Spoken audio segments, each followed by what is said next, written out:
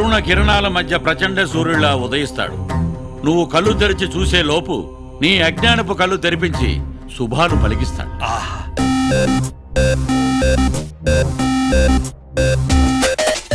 ఎవరేమడిగినా ఇవ్వాలి కదా, అందుకే దేవుడాడు.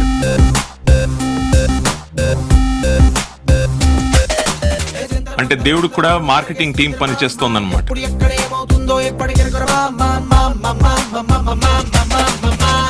ఈ 50 లక్షలు తీసుకొని నైట్కి నైట్ ఈ స్టేట్ గోడ దుంకి జంప్.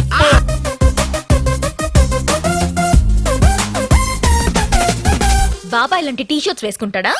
టీ షర్ట్లు జొబ్బాలు మనుషులకమ్మా. భగవంతుడు ఏదన్నా వేసుకోవచ్చు, ఎలా అన్నా ఉండొచ్చు. అదిరే దడబుట్టిందే పయసే కొడబెట్టిందే మతినే సడగొట్టిందే అసలేమై ఉంటుందే.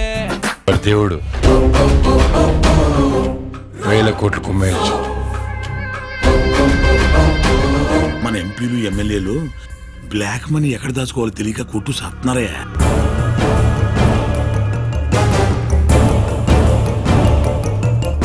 పిచ్చి జనం రా పాపం. ఎప్పుడు వీళ్ళకి ఎవరో వస్తారు ఏదో చేస్తారన్న నిస్సహాయత ఎప్పటికీ పోదు.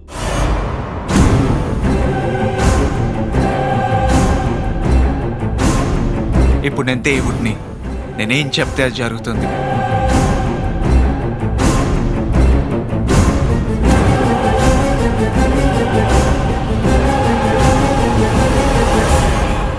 సార్ సార్ సార్ ఏంటి సార్ ఈ అన్యాయం? ఏ పురాణంలో ఉంది సార్ మనిషికి కరెంట్ చౌకిచ్చి చంపేయచ్చని?